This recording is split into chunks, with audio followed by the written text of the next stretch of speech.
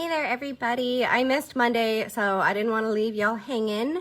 So I decided to do a short video today on macros. And, what are they? Do you need to track them if you have a fat loss goal? So every day you eat food, right?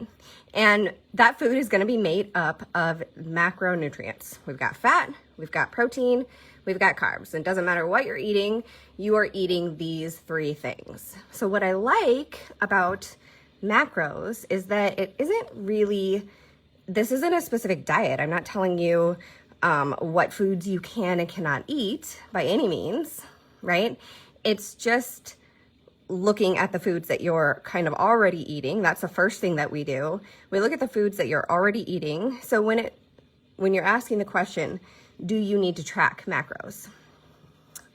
Generally, you want to track some way, especially when you're just getting started, because you don't know where you're starting as far as how much protein you're currently getting, how much fat and carbs you're currently getting, how many calories you're currently getting. So it's really hard to make smart decisions about what you need to do to get results if we don't know where you're starting. Okay, so I say that no matter what you're doing.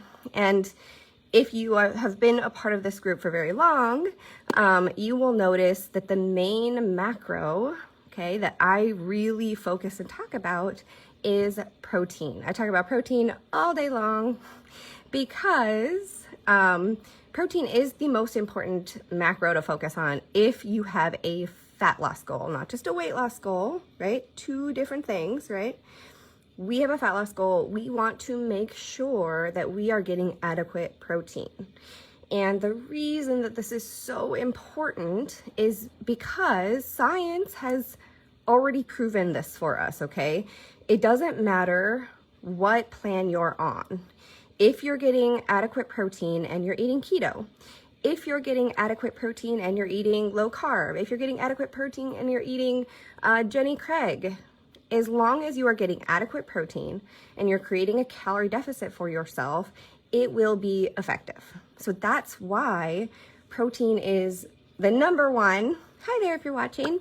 We're talking about macros. We're talking about protein and why it's the number one thing that we focus on with my clients, especially to begin with. We figure out how much they're eating and we slowly increase it. Okay, so what is our goal for protein?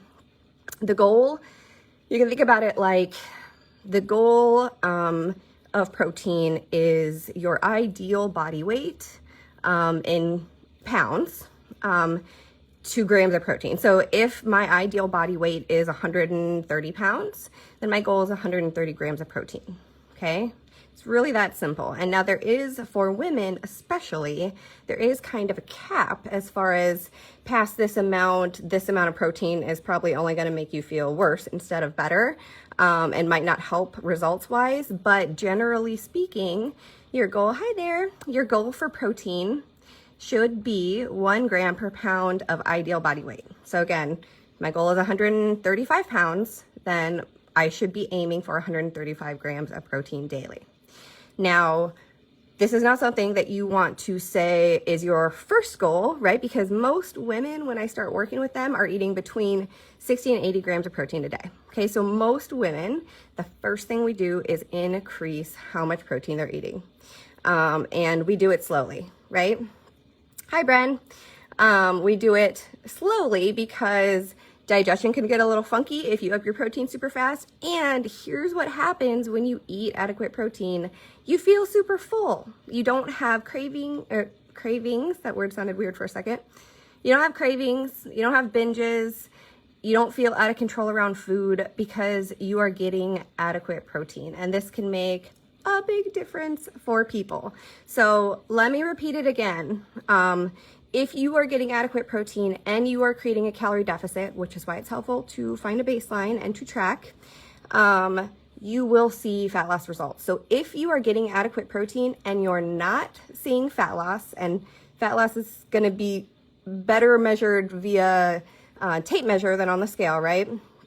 If you are not seeing those results, then chances are you're no longer in a calorie deficit and maybe you've plateaued, and that's a different video.